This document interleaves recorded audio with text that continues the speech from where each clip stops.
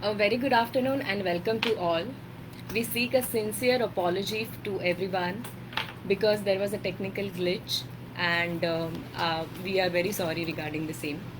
So, without any further ado, let's start with the live session. We at Merrill take a pleasure in giving back to the society. The, this creates an awareness in the society by giving more information, more ease, and more technology in the system. That's why we go with our motto, add more to life. Today, for World Spiles Day 2020, it's an honor and pleasure for that we have Dr. Praveen Gore with us. Thank you, sir, for supporting us in this cause. Dr. Praveen Gore is exclusive proctologist and laparoscopic colorectal surgeon. He's been practicing in Mumbai more than 21 years and he's been associated with elite Mumbai hospitals such as Bridge Candy, Apollo, Wokhad, Bhatia, and Somaya. Dr. Gore is national and international colorectal faculty and is been awarded by Dr. Abdul Kalam Award for colorectal surgery. I request Dr. Praveen Gore to share his knowledge, experience, wisdom, and expertise with us. Also, I would like to note that Dr. Gore would be taking question answer session post this program. So kindly post your questions in the comment section. Over to you, Dr. Gore.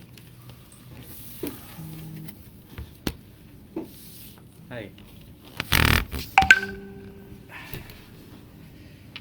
Namaskar. I hope and pray that you all are all right with your health in this difficult time period.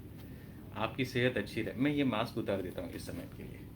I believe I will be more free enough to talk. Right. So thank you for joining with us. Today is World Pies Day, like they have World Diabetes Day and World Epilepsy Day, World Heart Attack Day. There is some World Tobacco Day. So there are so many days. Some are useful, some are not very useful. But I believe there is something which actually concerns our day-to-day life. जो हमारे रोज़ की ज़िंदगी में इसका संपर्क आता है, वो है हमारी पाचन क्रिया, digestive system, and the problems related to all that. Right. And one of the commonest problems is piles or hemorrhoids or bawasir or whatever they say. Right. शुरुआत में मैं ये कहना चाहता हूँ कि भय या डर की नींव अज्ञान होती है. So ignorance or lack of knowledge is the main reason why people are afraid. लोगों के मन में बहुत सारा संकोच है, हिचकिचाहट है, डर है, भय है इस प्रॉब्लम को लेके, जिसको आम तौर पे पाइल्स, बवासीर, हरस, मसा जो भी कहते हैं. होता ये है कि आज की दुनिया में लोग हर एक चीज़, हर एक विषय पे बात करना चाहते हैं, कोई संकोच नहीं करता. लेकिन क्या होता है, जब भी किसी पेशेंट को अगर तकलीफ होता है तो ना तो वो अपने रिश्तेदारों से बात कर सकता है, he doesn't talk to his relatives, his spouse and nobody in this world, और अकेला बेचारा टॉयलेट के दरवाजे के पीछे सहन करते रहता है. तो इस मेन चीज़ का प्रॉब्लम का एक ही सोल्यूशन है कि हमें नॉलेज मिले ताकि हमारा डर चला जाए, और कोई भी बीमारी रहे उस बीमारी का अगर प्रॉपरली इलाज हो जाए तो फिर डर किस बात का. राइट. तो इस पॉइंट पे हम लोग अगर शुरू करते हैं तो सबसे पहले हमें ये जानना है कि पाइल्स से बवासीर होता क्या है.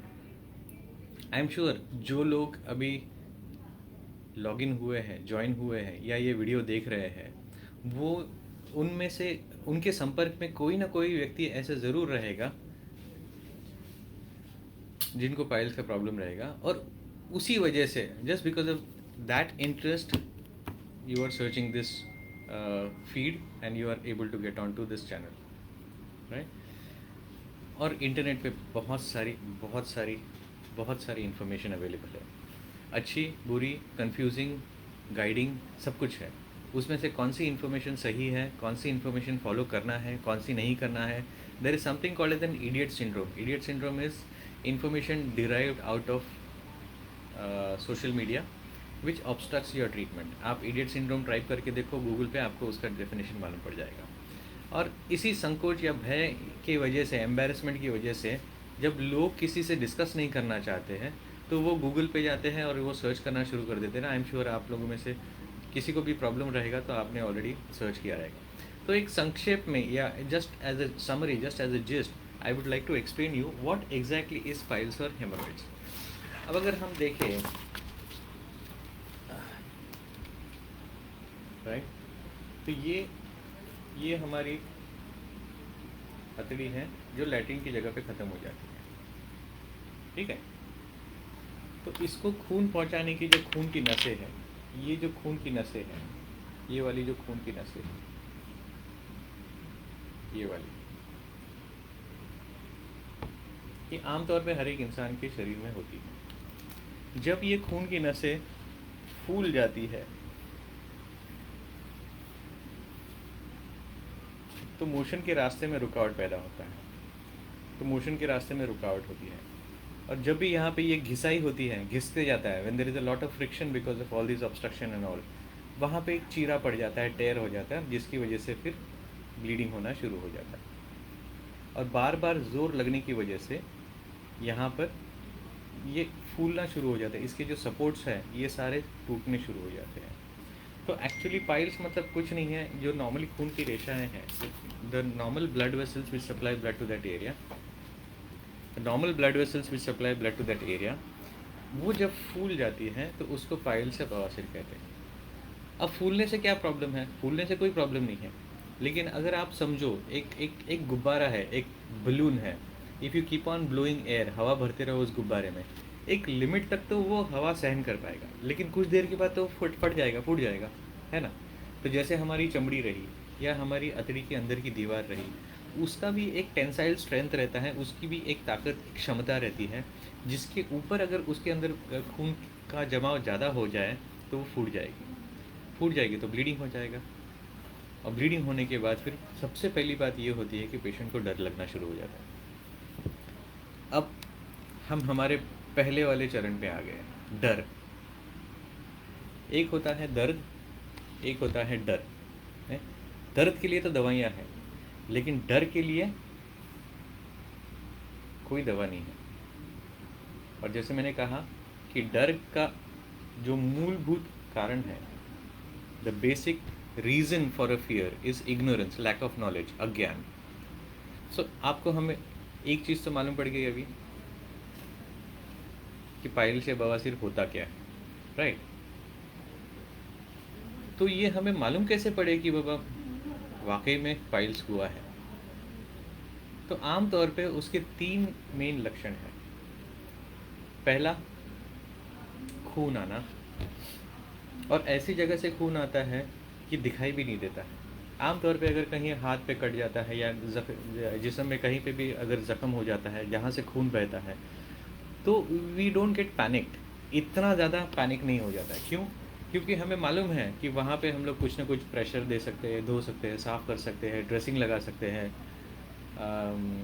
घरेलू उपचार कर सकते हैं, कोई हल्दी लगाता है, कोई चूना लगाता है, कोई क्या क्या लगाता है, वॉट एवर रीज़न, उनके पीछे कुछ ना कुछ साइंटिफिक या और what you say some logic is there behind it. लेकिन जब मोशन की जगह से खून निकलता है तो कहाँ से निकल रहा है वो दिखाई नहीं देता है, और फिर डरना तो लाजमी है ना। तो this is the time when you should not feel shy. आपने कोई संकोच नहीं करना है, कोई भय नहीं रखना है, और सीधे सीधे अपने डॉक्टर के पास जाना है। अब who is the right doctor और द करेक्ट डॉक्टर? आपको मालूम है, अगर आंखों का तकलीफ रहेगा तो हम आई स्पेशलिस्ट के पास जाते हैं, हड्डियों का प्रॉब्लम रहेगा तो ऑर्थोपेडिक के पास जाते हैं, डिलीवरी वगैरह रहेगा तो you go to gynaecologist and all, बच्चों के लिए पीडियाट्रिशियन है, पाइल से रिलेटेड प्रॉब्लम्स के लिए कौन स्पेशलिस्ट है?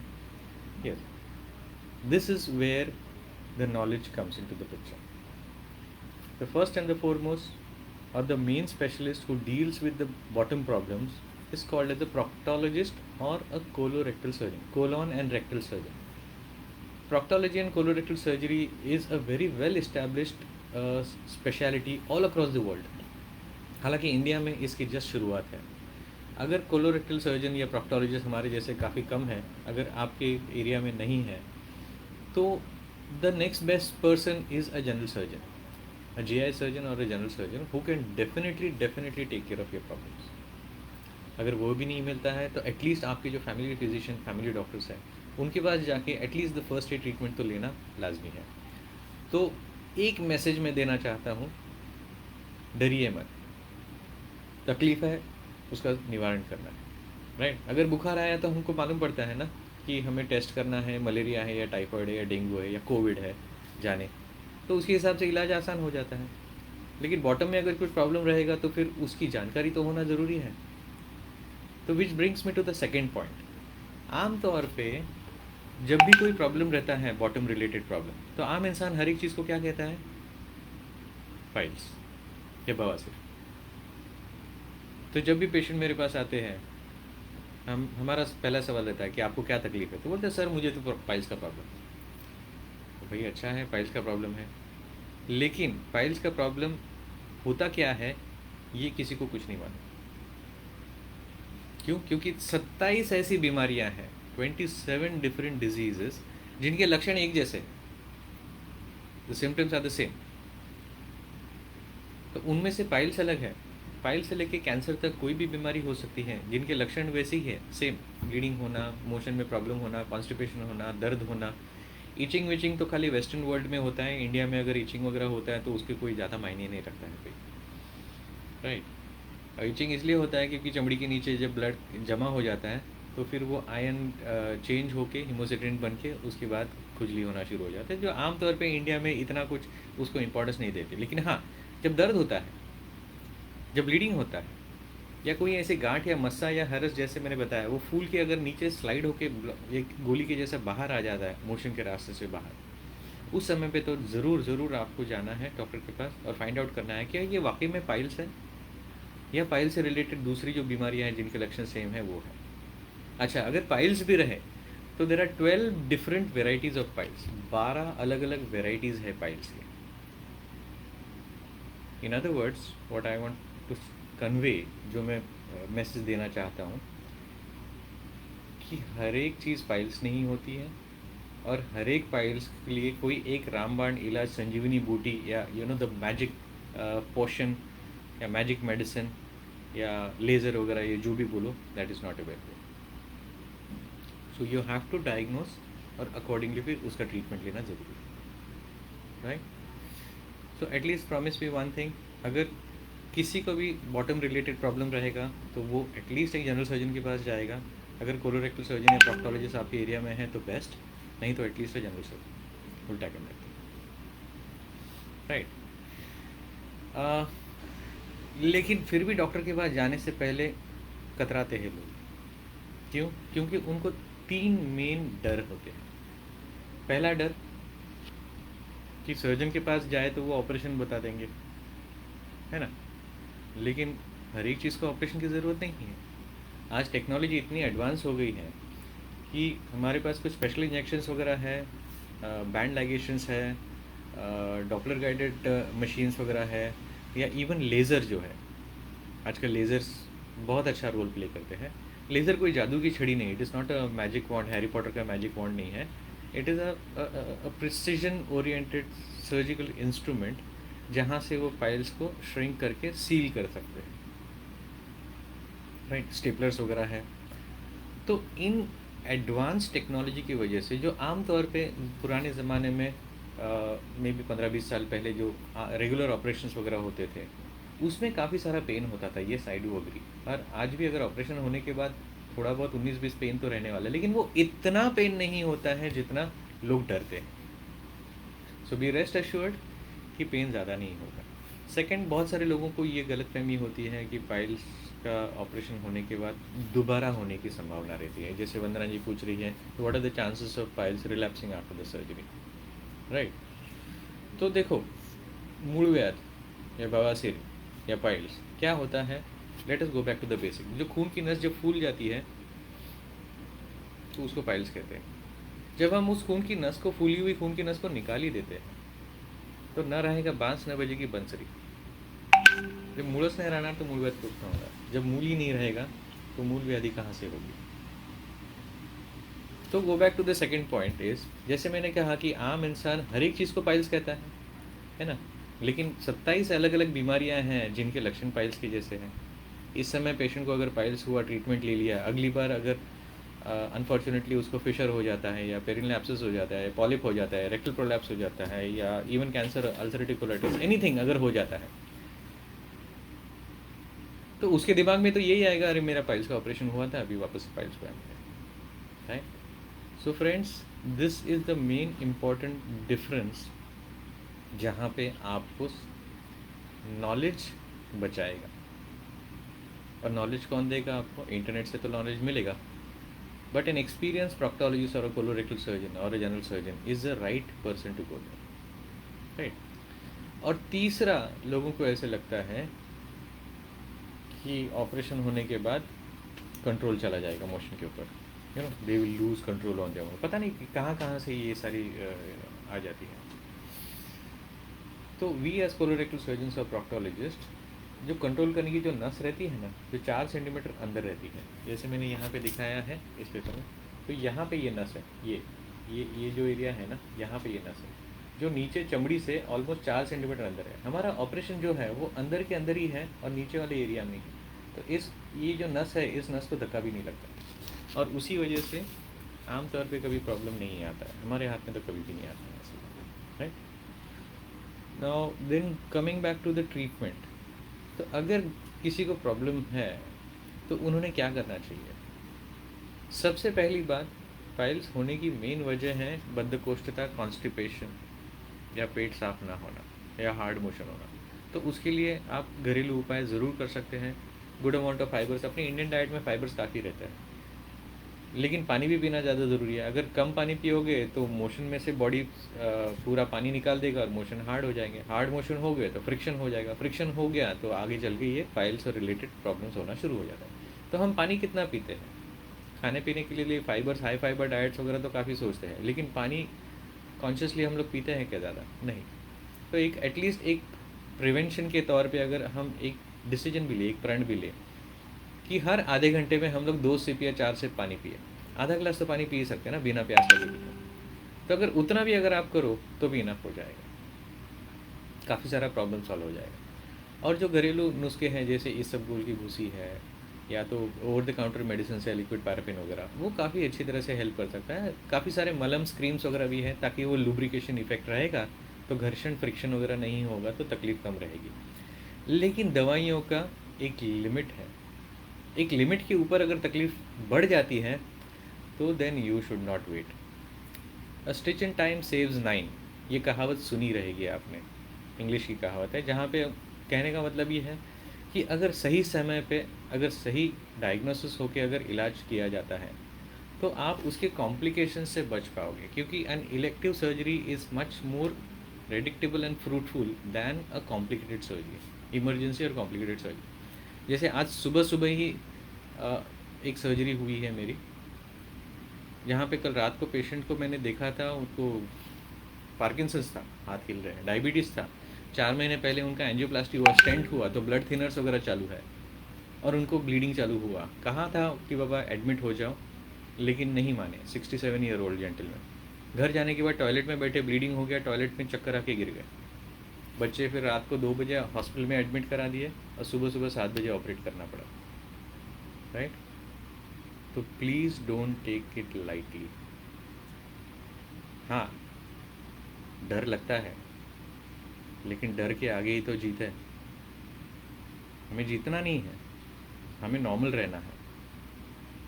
और नॉर्मल का डेफिनेशन क्या होता है कि जो मोशन होने की जो क्रिया है, ये पाचन क्रिया और इवैक्यूएशन प्रोसेस है, ये अपने निसर्ग ने हमारे शरीर में इस तरीके से बना के रखी है कि इट हैपन्स सबकॉन्शियसली। लेकिन जब वो तकलीफ देना शुरू हो जाता है तब हमारा ध्यान वहाँ पे जाता है। तो जब आपका ध्यान वहाँ पे जाए और आपकी रोज़मर्रा की ज़िंदगी में ये रुकावट का कारण बनना शुरू करे, that is the time when you have to seek correct diagnosis and treatment from a particular doctor. अब रहा सवाल, जब दवाइयों से अगर ठीक नहीं हो जाता है तो आगे क्या करें, डॉक्टर के पास क्या क्या इलाज है? तो 2 अलग अलग तरीके हैं। एक तो बिना ऑपरेशन का डे टाइम या लंच टाइम प्रोसीजर में हो जाता है, जहाँ पे हम लोग कुछ इंजेक्शन स्क्लेरोथेरेपी देते हैं, या ये जो खून की नस है, अब जैसे ये जो खून की नस है, ये वाली, तो इस खून की नस को हम लोग यहाँ पे ब्लॉक कर देते हैं। तो जब इसको खून नहीं मिलेगा तो ये जो फूला हुआ जो पार्ट है ये अपने आप श्रिंक हो जाएगा, right.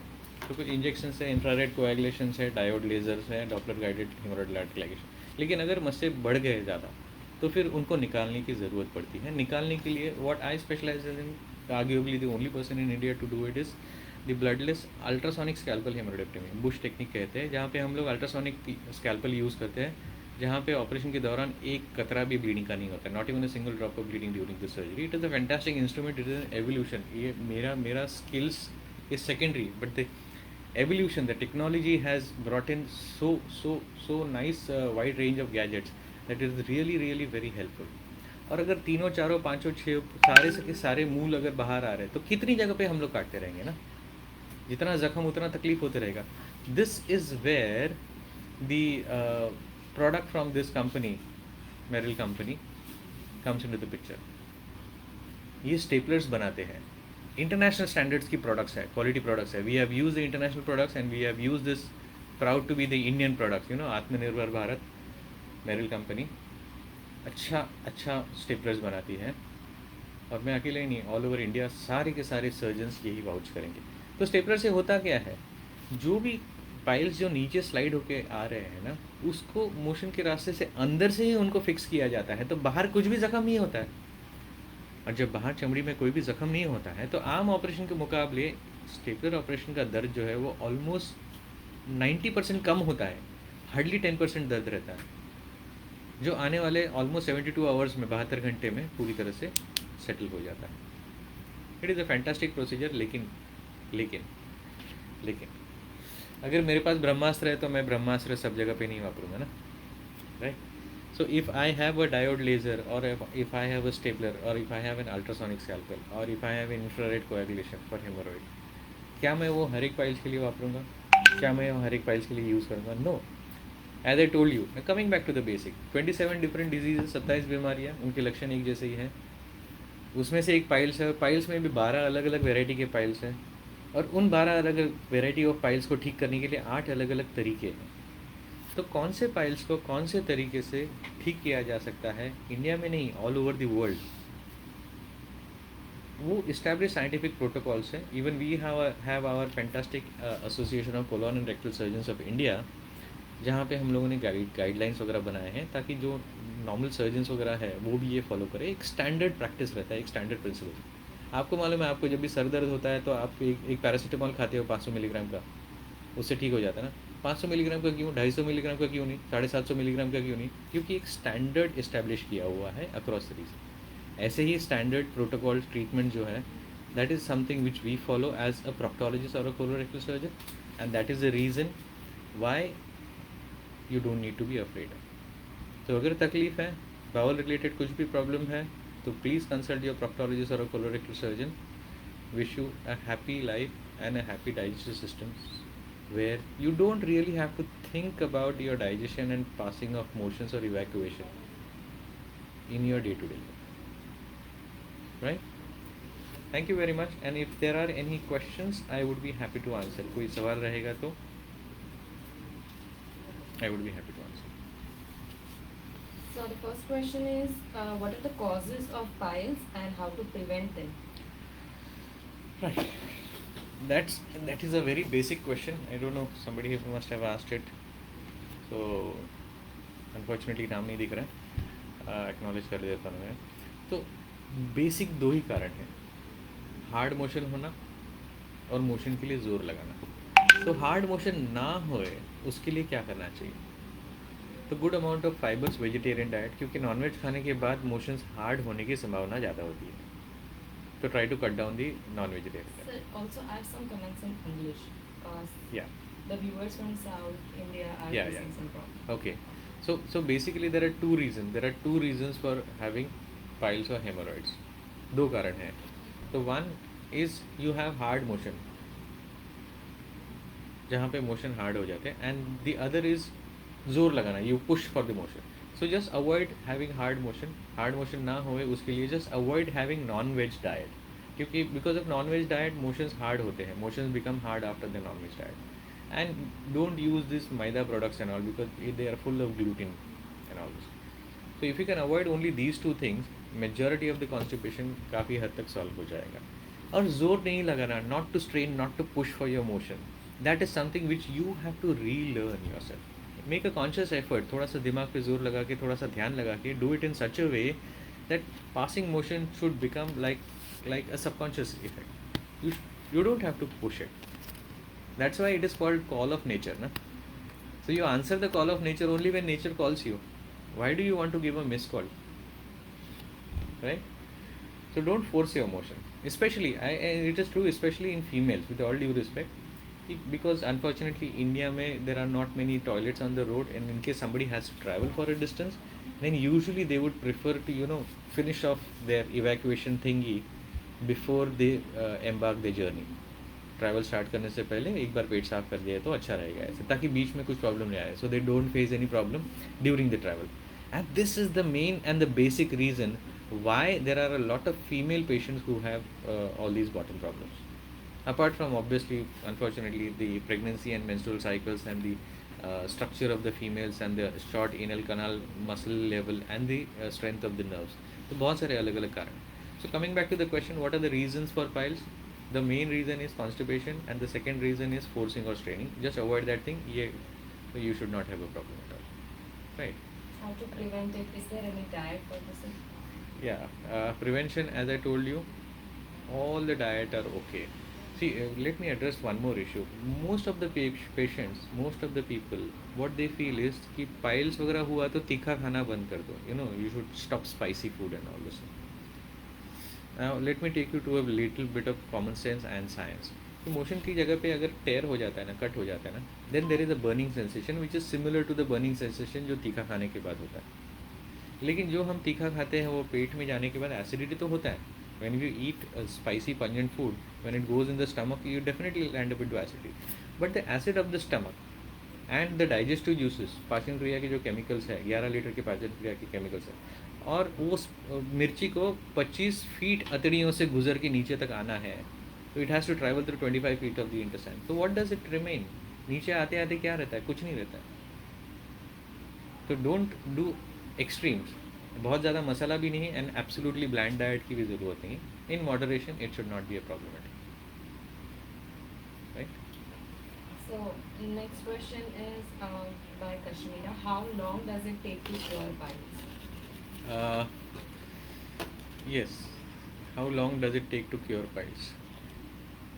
And similar line, there is a question by Ankita. What triggers piles in adult? So the trigger and the causative factors are the same which I have repeated. So how much time does it take? So usually if there are early stages piles, तो starting के stage में अगर piles रहेगा, when we give medicine, within 2 weeks time the patient's symptoms should resolve. अगर 2 हफ्ते में अगर उनका तकलीफ कम नहीं होता है तो फिर नॉन ऑपरेटिव प्रोसीजर के लिए जाते हैं हम लोग, जैसे लेजर्स हुआ, ultrasonic infrared coagulation, sclerotherapy, banding and all. तो उसके बाद तो इमीडिएटली विदिन 72 आवर्स रिजल्ट मिल जाता है. लेकिन अगर सर्जरी की ज़रूरत पड़ी, in case a surgery is required, then the wounds take almost 3 to 4 weeks to heal, because that is the time taken by nature to heal any wound. So one small request to all the patients is, most of the patients who are suffering from piles, they are suffering since so many months or weeks or years. So why are you expecting a miracle result within a day or two or something? Give nature its time and it will definitely heal. So the average time taken is almost 3 weeks. That's what I would say after the surgery. But उन 3 हफ्तों तक you don't have to be bedridden या pain सहन करने के, you don't have to bear pain or be bedridden or be off on the duty and all, day-to-day activity.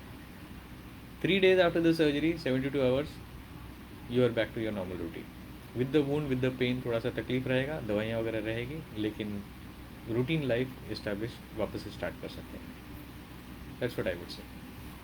So the next question is, can after pile surgery one can sit comfortably? Does bleeding go away completely? And what are the chances of relapsing?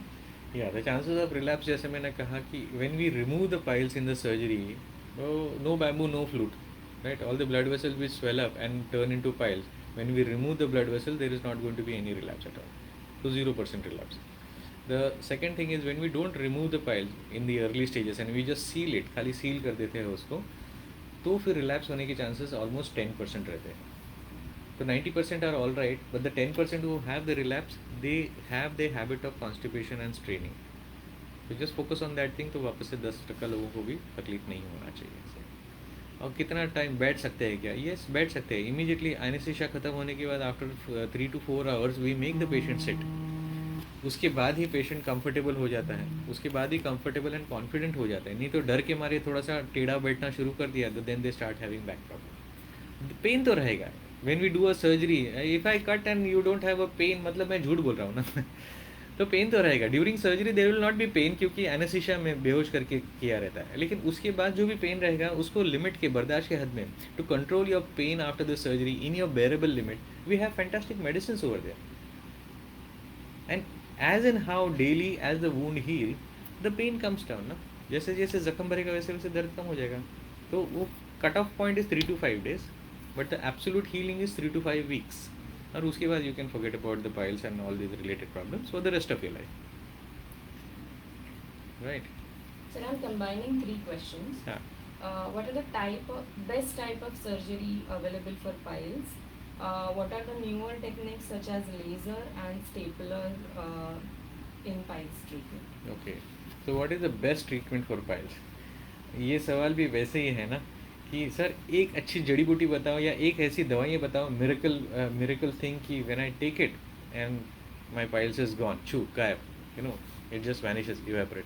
There is nothing like that. Don't expect the unrealistic things, right? तो जैसे मैंने कहा कि for each and every stages of piles and each and every types of piles there are different varieties of medicine.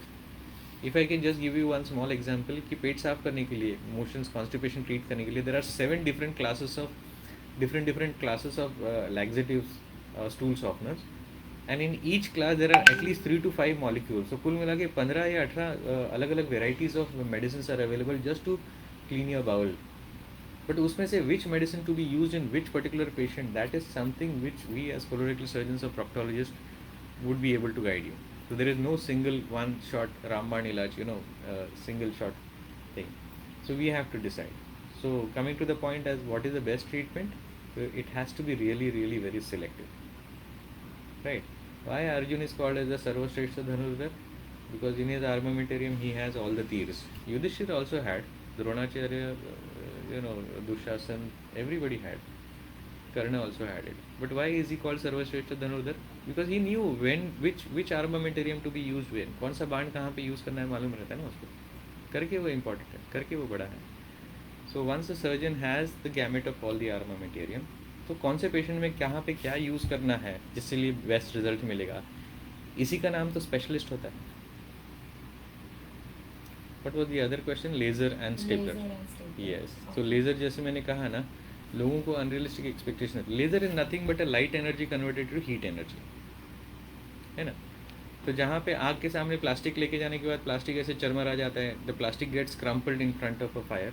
तो likewise when you put a laser, वो files जो है वो श्रिंक हो जाते हैं, क्रम्पल हो जाते हैं, right. So that's it. So that is also good in early grade 1 and grade 2 हेमोरॉइड.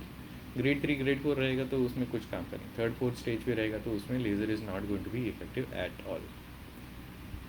There, this is where a stapler, Atmanirbhar Bharat, Merrill Company, I would reiterate again, thanks for the opportunity given to share. So yes, a stapler is a fantastic instrument जहाँ पे बाहर कुछ भी जख्म नहीं रहता और अंदर के अंदर से ही सारे के सारे पाइल्स को निकाल दिए जाते हैं. But we have to be very selective, and the selection depends on the clinical situation. Patient की जो तकलीफ है उसके ऊपर डिपेंड होता है कहाँ कहाँ पे स्टेपलर वापरा जाएगा, यूज़ होगा. I believe we have covered enough amount of questions and all. One last question, sir. What is difference between fistula, fissure, and piles? Oh wow, fantastic. Again, so coming back to the basic things, right? जैसे मैंने कहा 27 बीमारियां हैं जिनके लक्षण एक जैसे, there are 27 diseases where the symptoms are almost the same और similar, right? So, but the commonest thing is piles, fissures, and fistula. So, what is a piles? Piles, as I told you, right? What is a fissure? What is a fissure? Right. Now, if this is our anal opening, right? और वहाँ पे अगर एक टेयर रहेगा, यहाँ पे अगर cut हो जाता है मोशन के रास्ते में, मोशन के रास्ते में अगर यहाँ पे कट हो जाता है, टेयर हो जाता है, तो all the nerves are open and patients get that burning type of pain, जलन ज़्यादा होती है। पाइल्स में पेन नहीं होता है, फिशर में पेन होता है। और जिसकी जगह से मोशन की जो जगह है ना, जो नॉर्मली इतनी होनी चाहिए वो एकदम छोटी हो जाती है, सिकुड़ जाती है, टाइट हो जाती है। हमें कैसे सुई लगे तो हाथ पीछे ले लेते हैं, तो वैसे दर्द की वजह से मोशन का रास्ता जो है वो सिकुड़ जाता है, छोटा हो जाता है। And that is where we use Botox treatment. Arguably, I am the only person in India using Botox treatment for botulinum toxin. Botox नहीं बोलना चाहिए, it's a market name.